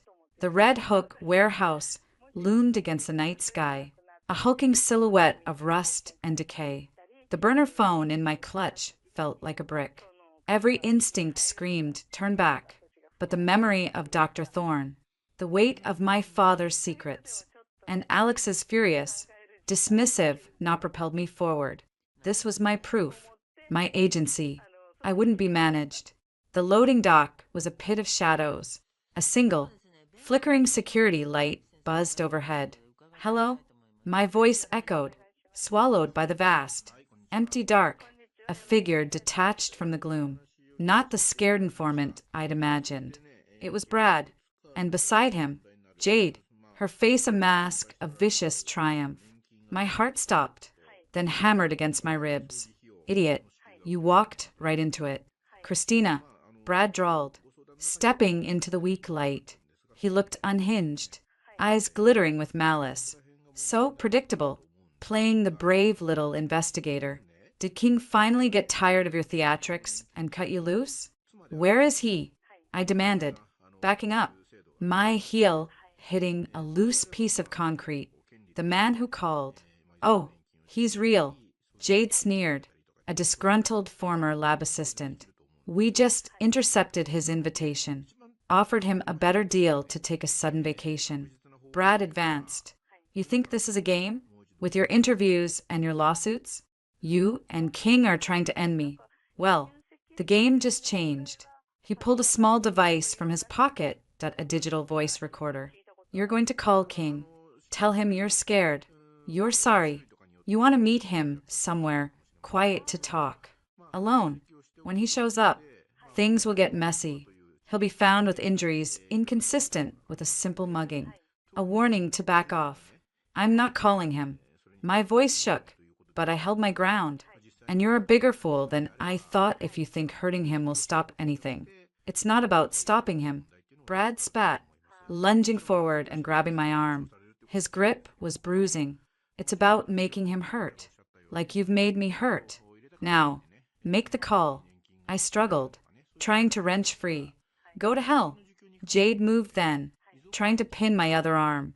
In a surge of adrenaline, I swung my heavy clutch, connecting with the side of her head with a solid thwack. She cried out, stumbling back, clutching her temple. Brad's face contorted with rage. You bitch. He backhanded me across the face. The world exploded in white pain. I tasted blood, but the blow shattered my fear, leaving only pure, incandescent fury. I kicked out, my sharp heel connecting with his shin.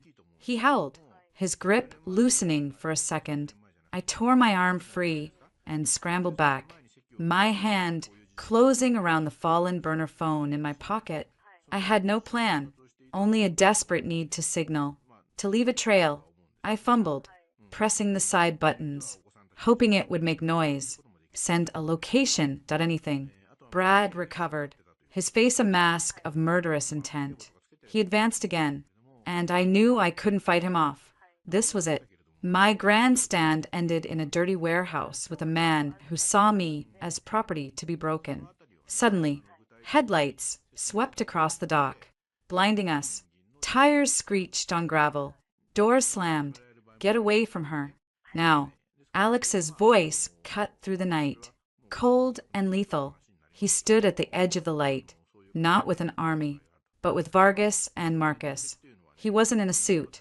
He wore dark jeans and a leather jacket, and he looked like pure, distilled vengeance. Brad whirled. Shock then bravado, flashing across his face. King. Perfect. Saves me the trouble. The only trouble here is you, Alex said, his gaze locking on me, scanning my face, the blood at my lip. Something in his eyes broke and then reforged into something harder than steel. He took a step forward. That's far enough. Brad yanked me against him, an arm around my throat, or she gets hurt worse. Alex froze. The stillness that came over him was more terrifying than any movement. Bradley, he said, his voice dangerously soft. You have one chance. Let her go. Walk away. And your eventual prison sentence might be marginally shorter. You think I'm scared of you? Brad laughed, a hysterical edge to it. You're just a jumped-up gutter rat with a lucky break. You and this used-up socialite deserve each other. That was it. Alex moved. It wasn't a run. It was an explosive, focused charge. He didn't go for me. He went straight for Brad. Brad, surprised, shoved me away to meet the attack. I stumbled, falling to the concrete, scrambling back. Vargas was already there, pulling me to safety as Marcus secured a sobbing Jade. The fight was brutal and short. Brad swung wildly. Alex dodged, a predator's grace, and drove his fist into Brad's stomach. Then an uppercut to his jaw that snapped his head back with a sickening crack. Brad crumpled, groaning. Alex stood over him, breathing heavily, his knuckles bloody. He looked like he wanted to keep going. Instead, he turned his back on his enemy and strode to where Vargas held me. He didn't say a word. His hands came up, framing my face, his thumbs gently wiping the blood from my split lip. His eyes searched mine, the storm in them chaotic with fear, rage, and a relief so profound it shook him. You're hurt. He rasped. I'm okay, I whispered, tears finally spilling over. You came. You said you wouldn't. I lied, he said simply, pulling me into his chest. He held me so tightly I could feel the frantic beat of his heart against mine. His voice was a raw whisper in my hair. Don't you ever do that to me again. Ever. I saw the location ping from your phone. Christina, I thought I was too late. Over his shoulder, I saw red and blue lights strobe the walls. Police swarmed the dock. Brad was hauled to his feet. Read his rights. Jade was led away, still crying. An officer approached. Alex kept one arm around me, his posture shifting seamlessly to authoritative calm. She needs medical attention, and we have a great deal to discuss about attempted kidnapping, assault, and conspiracy. In the back of the ambulance, as a paramedic checked me over, Alex held my hand, his grip unbreakable. The adrenaline was fading, leaving me cold and shaky. You were right, I said quietly. It was a trap. I was a fool. He lifted our joined hands, pressing a kiss to my bruised knuckles. You were brave and reckless and incredibly stupid. He met my gaze. But you were also right.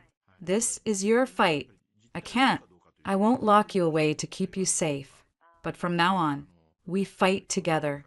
No more solo missions. Promise me. The vulnerability in his eyes, the stark fear he was no longer trying to hide, undid me completely. I promise. I whispered. He rested his forehead against mine. Good, because the game just changed again. Brad singing to the cops to save his own skin is going to open doors. Bigger, uglier doors. He pulled back, his expression grim.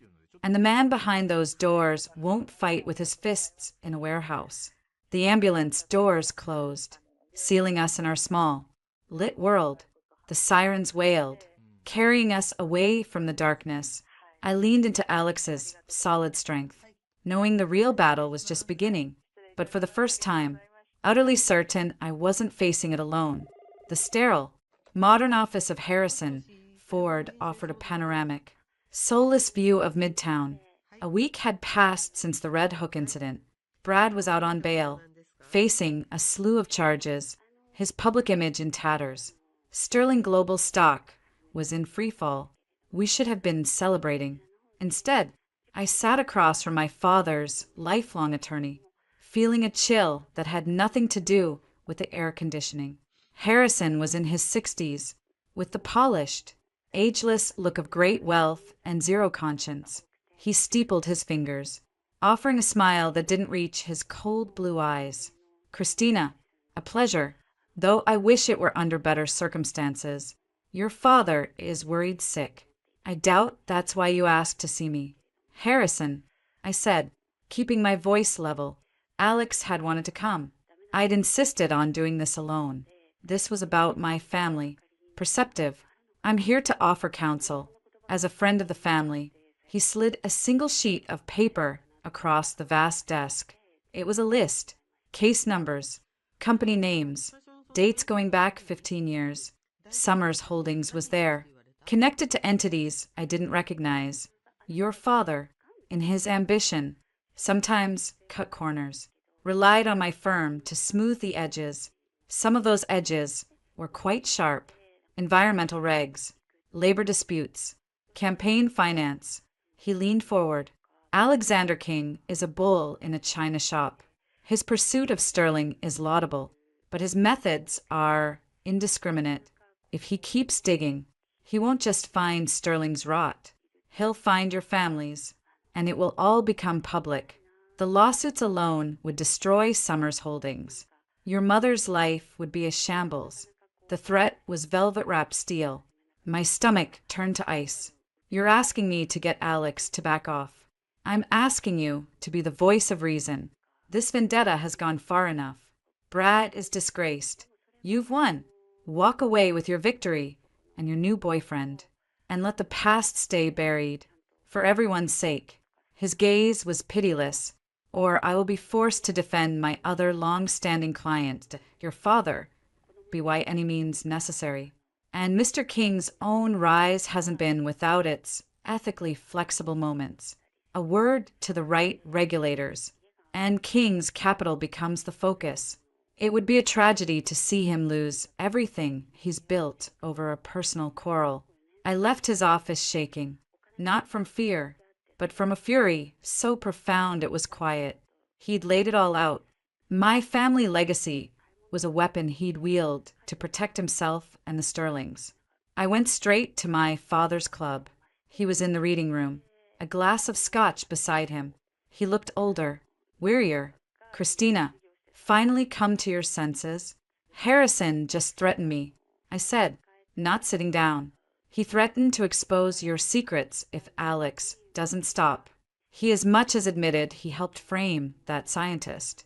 Ether dynamics. Did you know? Were you a part of that? His face paled. You don't know what you're talking about. Harrison is a prudent man. He's trying to protect this family from your reckless. Were you a part of it? My whisper was sharp as a blade. He looked away, his jaw working. It was a different time. The competition was fierce. Sterling made an offer.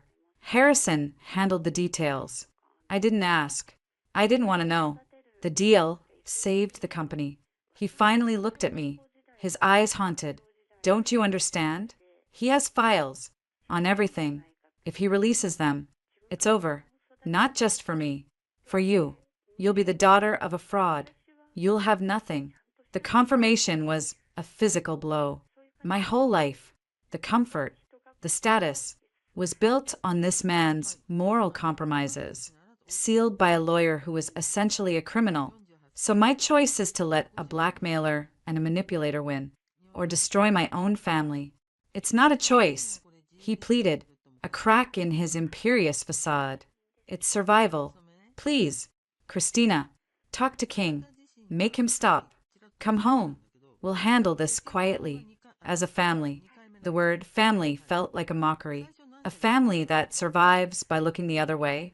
No, Dad, I'm done with quiet. I turned to leave. If you do this, he said, his voice breaking, you are no daughter of mine. I paused at the door. The old wound of his disapproval, now a clean, surgical cut. Maybe I never was. That night, at Alex's penthouse, I told him everything. Harrison's threat, my father's confession. Alex listened, his expression growing darker. We have to pull back. I heard myself say, the words ash in my mouth. We can't let him destroy your company too. My family's mess, it's not your burden. Like hell it isn't. Alex growled. He pulled me to him. He's targeting you to get to me. This is how he works. He finds the pressure point and leans. We don't pull back. We lean harder.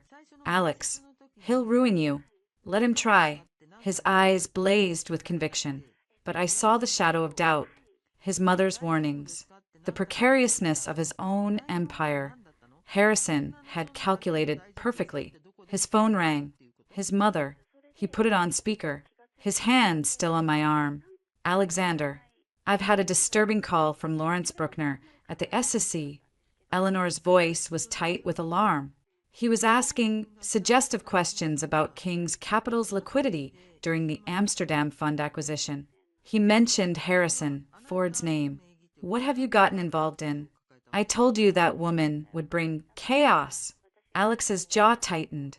Mother, not now. It is exactly now. Harrison Ford is not a man you provoke. He has tentacles everywhere. He will peel your company apart layer by layer and call it a compliance review. And for what? For her? The disdain was scalding. End this. Now. Before it's too late. She hung up. The silence she left was heavy. The pressure was coming from all sides. My family, his mother, the law. I saw the weight settle on Alex's shoulders. The warrior king facing a siege that could dismantle everything he'd built. Harrison's strategy was brilliant. Isolate, demoralize, divide. I pulled away. She's right. This is my fight. I dragged you into it. I can't let him take your lives. Work down with him. Christina, no. We're in this together. Are we? I asked, the fear and fatigue making me cruel. Or is this just the final round of your decade-long revenge fantasy against the world that took your father down? Am I just the excuse? He flinched as if I'd struck him. The hurt in his eyes was immediate and deep. You think that? His voice was dangerously quiet. I don't know what to think anymore. I cried, the stress erupting. Everything is tangled. My father, your mother, Harrison. I can't breathe. I need to think. Alone. I left him standing in the middle of his perfect, vulnerable fortress. I went back to my Soho loft, the walls feeling like they were closing in. Harrison had won. He'd turned everyone against us, even us against each other. I paced for hours. Trapped. Giving up was unthinkable. Fighting seemed impossible. I thought of Dr. Thorne, framed and destroyed. I thought of my father, a coward in a gilded cage. I thought of Alex, willing to burn his kingdom for me. Then, in the quiet of the early morning, a memory surfaced, not a dramatic one. A boring Sunday afternoon at my parents' estate in Bedford. I was a teenager, hiding from a party, in my father's study. He'd come in, flustered, talking to Harrison on the phone. The physical copies. Harrison, are they secure? I don't trust the digital, yes. The home safe, only the key. He'd hung up, opened a hollowed-out first edition on his shelf, removed a small, old-fashioned key, and placed it inside a different book. A massive, leather-bound volume of New York State corporate law from 1985. He'd never seen me curled in the window seat. A home safe, physical copies. Harrison dealt in digital threats, but he was an old-school lawyer. He'd want a hard copy insurance policy, and my paranoid father would want one too. Not at the office. At home. A wild, desperate plan formed. It was insane, reckless, but it was a move Harrison wouldn't expect. A move that didn't require an army, just knowledge and nerve. I picked up my phone, my heart pounding a staccato rhythm against my ribs. I had to make the call. He might hang up. He might still be furious, but I needed him, not his army. Just him. Alex answered on the first ring, his voice thick with sleepless worry. Christina? I'm sorry, I said, the words rushing out. I didn't mean what I said. I'm scared, and I have an idea. A terrible, probably stupid idea. But I can't do it without you. I need you to trust me. And I need you to be okay with breaking a few laws. There was a long pause on the other end. Then, I heard it dot a slow, dark chuckle that was pure Alexander King. Okay, you have my attention. And my trust. What's the play? For the first time all night. I smiled. The walls fell back. The game was back on. Our rules. So we let them think they've won. Alex said, his finger tracing a line on a schematic of my parents' Bedford estate. It was 2 a.m. in his penthouse. The mood was tense, focused. We give Harrison and my mother the show they want. A public split, a cooling-off period. King's Capital reevaluates its position on sterling due to regulatory concerns and unforeseen complications. We go quiet, and in the quiet, I continued, my pulse racing. I go home, not to Soho, to Bedford, for a family reconciliation. My mother will be desperate to believe it. My father, he'll be suspicious, but he'll want to believe it more. He's terrified of exposure. And the study? Alex's gray eyes were sharp. The study, the corporate law volume, 1985. If the key is still there, it opens a wall safe behind the Winslow Homer painting. That's where he'd keep anything Harrison gave him. Physical insurance. It's a huge if. Christina, and a huge risk. Breaking and entering your parents' home. It's not breaking and entering if I have a key and an invitation to stay the weekend. I said, a nervous edge to my voice. The risk is getting caught in the act. If my father finds me, then we make sure he doesn't. Alex pulled out his phone. Vargas? I need a small, undetectable jammer. Something that can disable the study's motion sensor and the specific circuit for that room's security camera. For a 15-minute window. This Friday night. He listened, then nodded. Good. And I need a distraction at the Bedford Country Club at the same time. Something that will require Robert Summers's immediate, in-person attention. A minor crisis only the club president can solve. Be creative. He hung up and looked at me. You'll have your window. Can you do it? The thought of rifling through my father's most private secrets made me sick. But the thought of Harrison Ford winning, of Alex being destroyed, was worse. I can do it. The performance began. 2 days later, at a charity luncheon crawling with press, Alex and I arrived separately. We sat at opposite ends of the room. When a reporter inevitably asked about relationship rumors, Alex gave a tight, pained smile. Ms. Summers and I are focused on our separate professional endeavors at this time. I have nothing further to say. He left early, alone.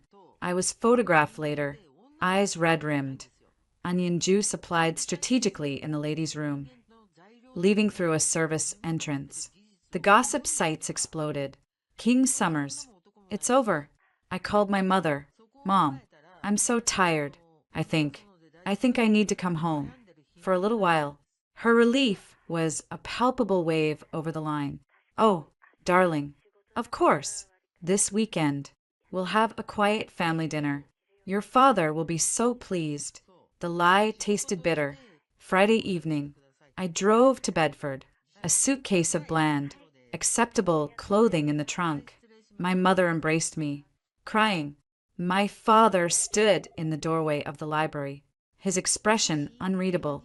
Christina, Dad, I'm glad you've seen sense, he said, his voice low. We'll discuss the way forward after dinner. Dinner was a surreal pantomime of normalcy. My mother chattered about redecorating the sunroom. My father dissected his steak in silence.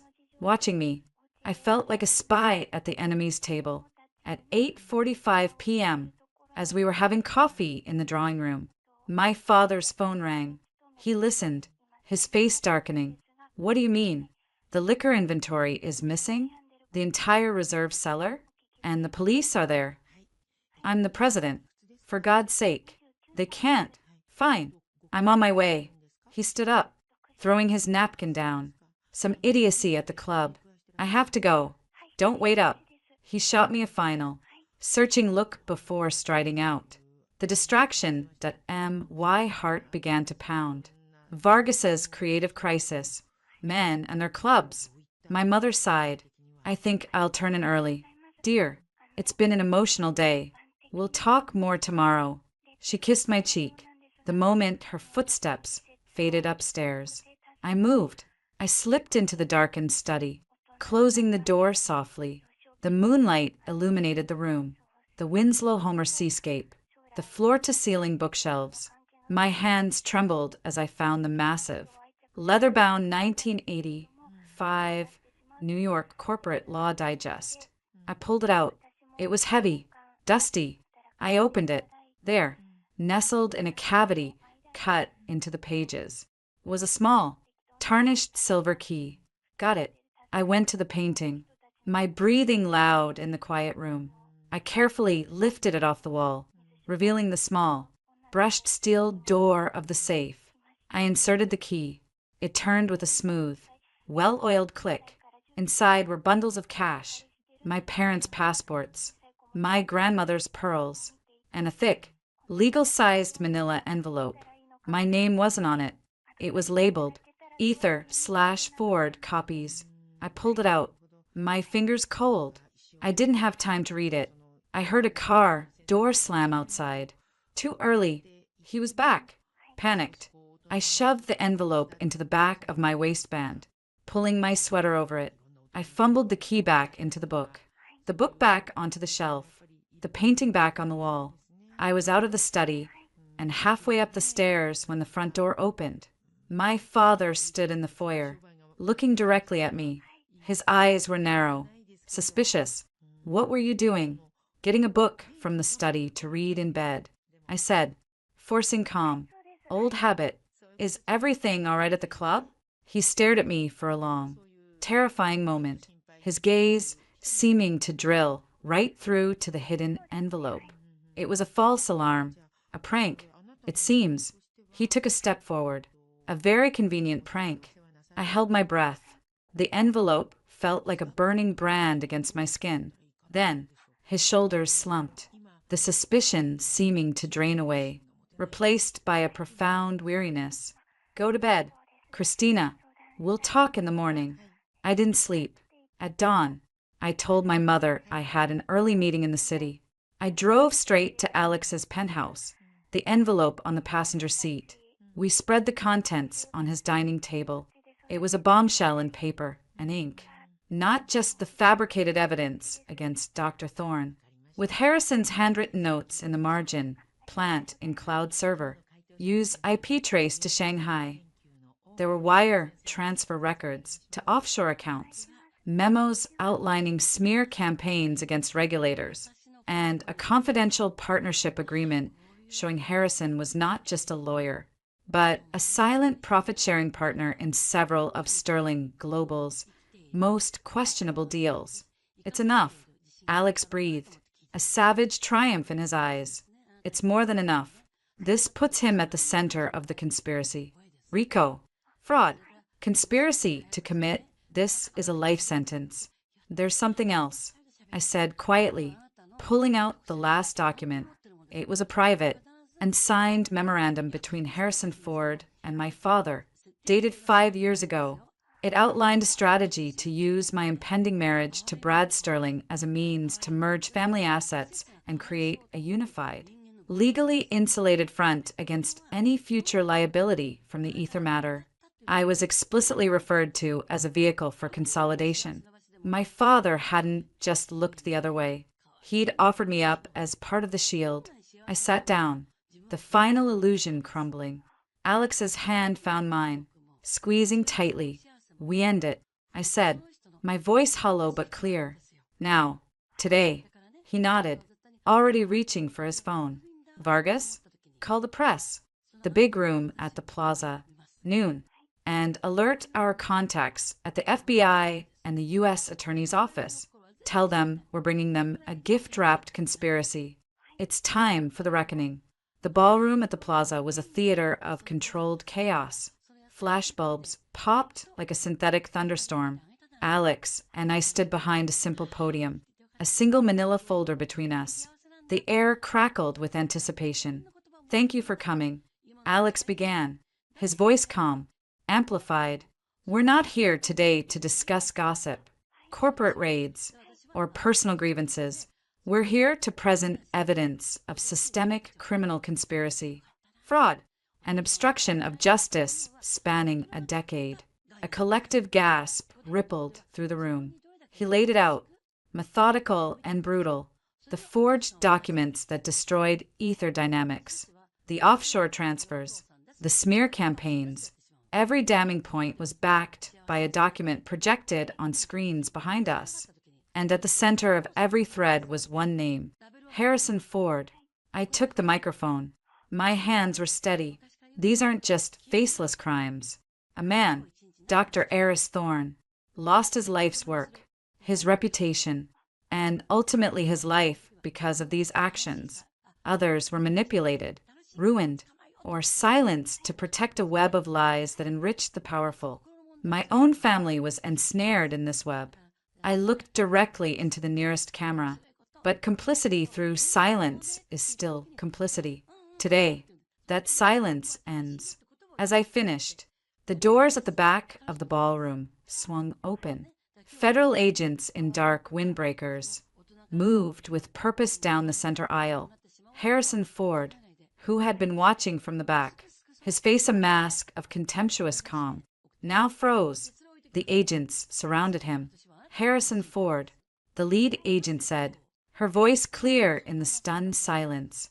"You are under arrest for racketeering, conspiracy to commit fraud, wire fraud, and obstruction of justice. You have the right to remain silent." The camera swiveled, capturing the moment the cuffs clicked shut on the wrists of New York's most untouchable lawyer. The look he shot me wasn't of rage, but of pure, icy astonishment. He hadn't believed we could do it.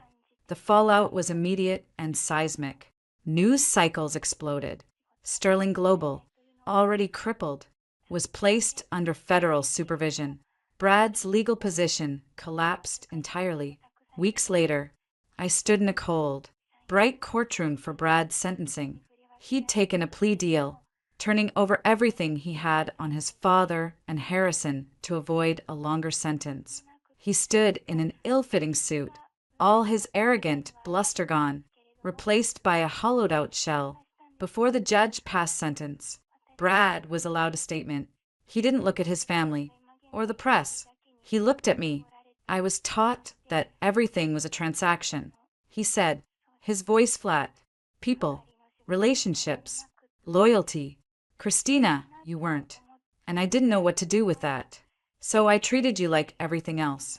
Something to use. That was my failure. The biggest one." He swallowed hard. "I'm sorry. For all of it." The judge sentenced him to 18 months in a minimum security facility, followed by 3 years of supervised release. As the marshals led him away, he passed by me. Our eyes met for the last time. There was no anger left in me, just a vast, empty pity. "Goodbye, Brad," I whispered. He gave a faint, almost imperceptible nod before being led through the side door, out of my life for good. My father's reckoning was quieter, but no less profound. He agreed to cooperate fully with the authorities, providing context for Harrison's documents. In exchange, he received immunity from prosecution, but faced staggering SEC fines and the effective dissolution of Summers Holdings. The family fortune was gutted, but he was free. He asked to see me. We met in a neutral park bench, a world away from his club or study. "I have no right to ask for your forgiveness," he said, staring at his hands. "I failed you, as a father, as a man. I was so afraid of losing what we had. I forgot to care about who we were. I offered you up as a sacrifice to a monster." His voice broke. "You have more courage in your little finger than I've had in my entire life. I am so proud of you, and so ashamed. I didn't say I forgive you. The wound was too fresh." But I took his hand. We start from here. Dad, that's all we can do. The final piece of the puzzle was Eleanor King. She invited us to dinner at her rented townhouse. The atmosphere was strained, but not hostile. Over dessert, she put down her fork.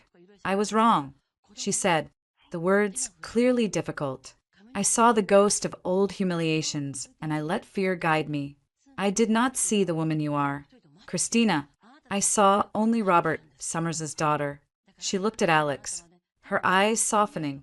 My son has spent a decade building walls. You walked through them. For that, I thank you. She turned her sharp gaze back to me. Do not make me regret this approval. It wasn't warmth, but it was respect. It was enough. Later that night, back at the penthouse, Alex seemed unusually quiet. We were on the terrace, the city glittering below us. He turned to me, his expression unreadably serious. It's done, he said. The war's over. The enemy is in handcuffs or bankrupt or both. He took a deep breath, which leaves me with a logistical problem. A problem? I asked. Confused. Yes. I structured this entire operation as a temporary alliance, a joint venture, if you will. But the venture is concluded. The assets are liquidated. The partnership, according to the original terms, should dissolve. He took a step closer, his eyes holding mine. I find I have no interest in dissolving it. My heart began to beat faster. No, none.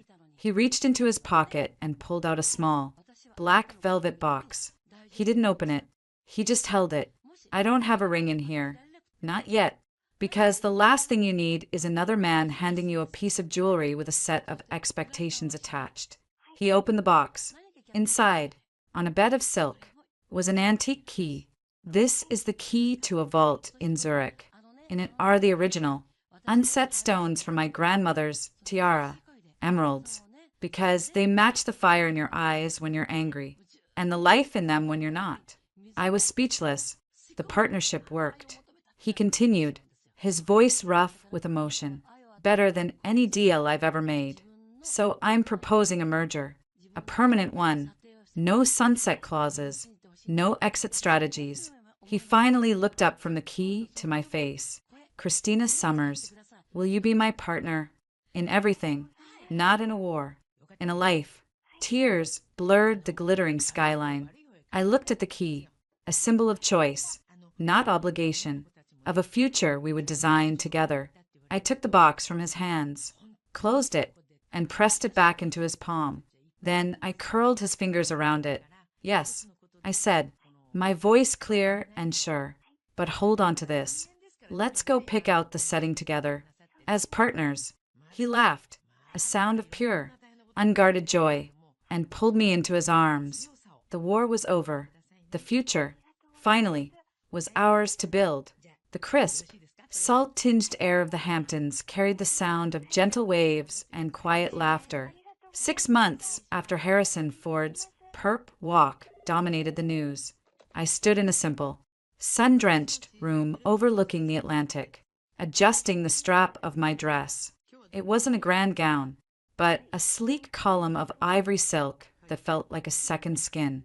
My only jewelry was a pair of emerald drops, the first stones Alex and I had chosen together from his grandmother's collection, set in a modern, fierce design.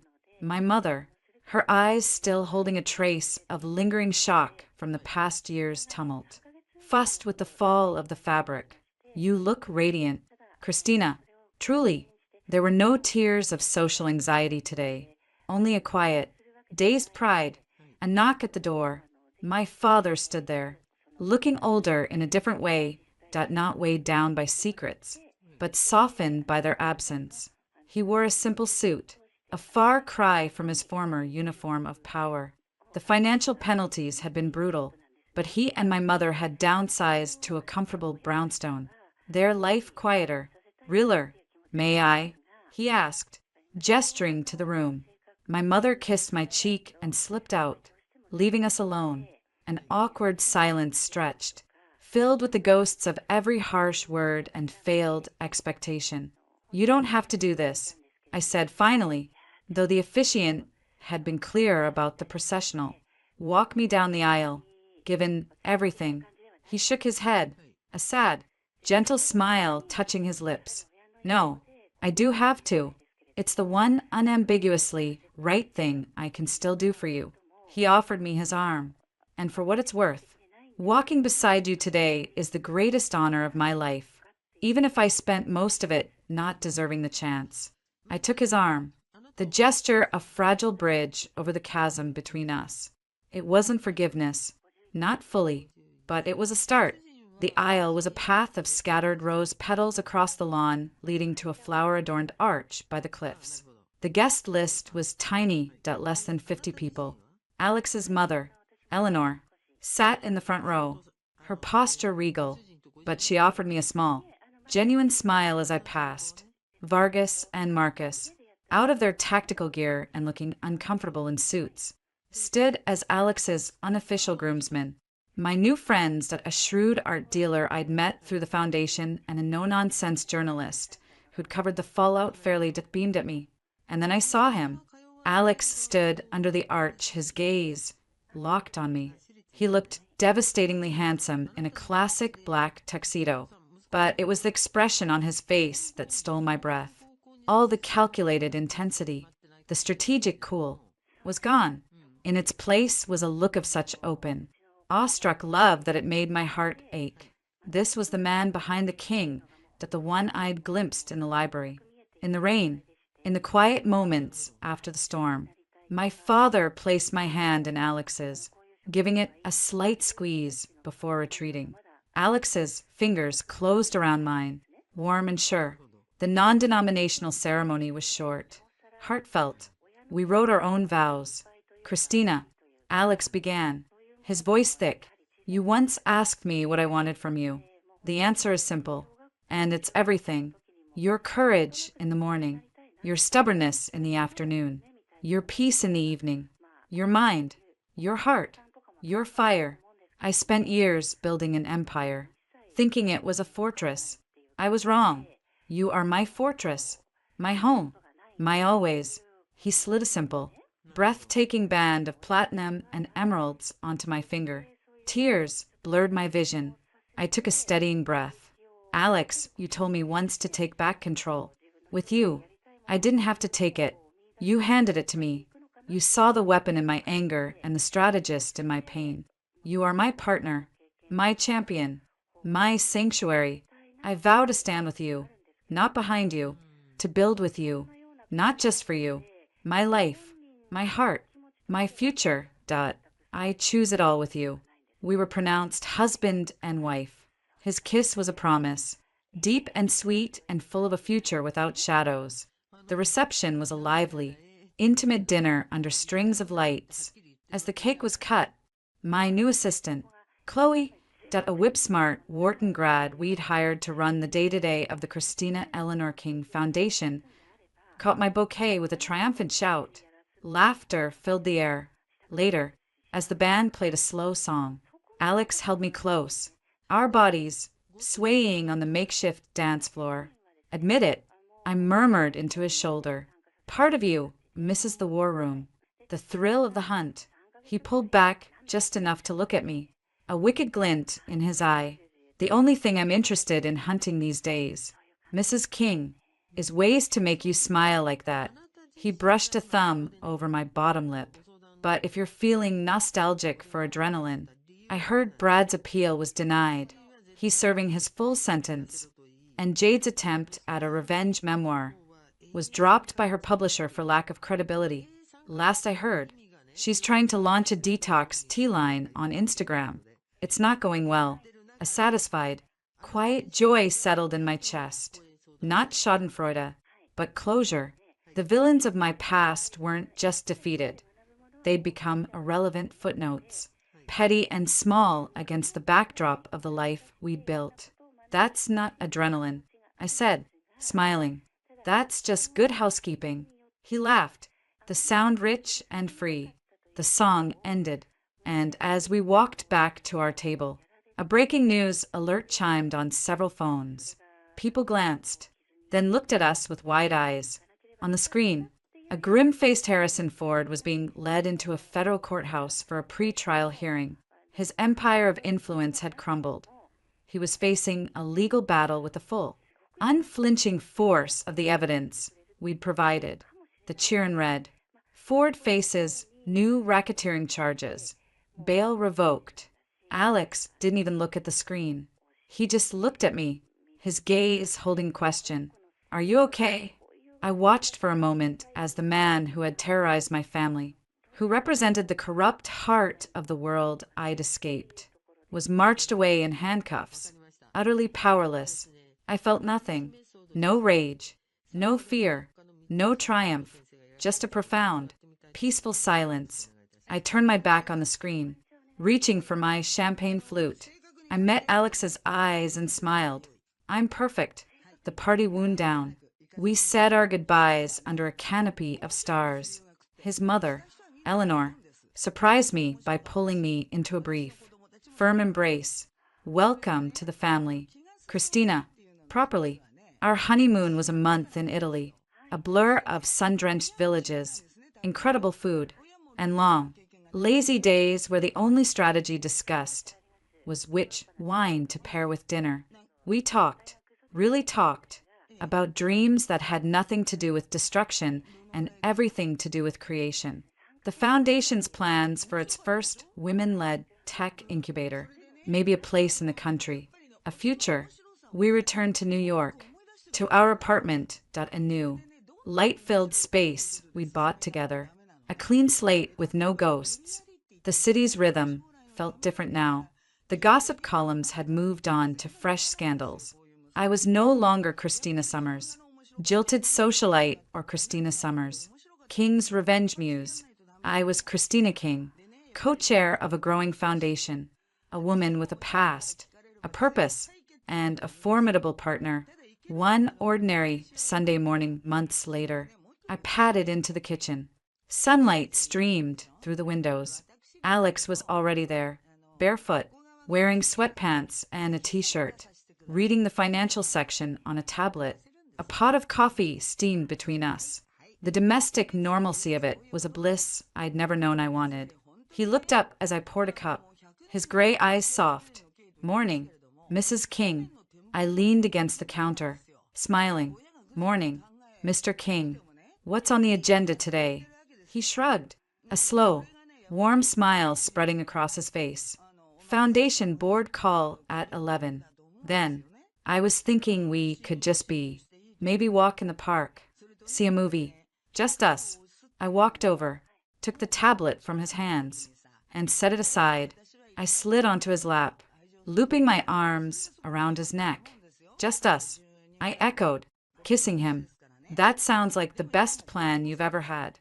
He held me close, his face buried in my hair. Outside, the city hummed, a world of ambition and noise.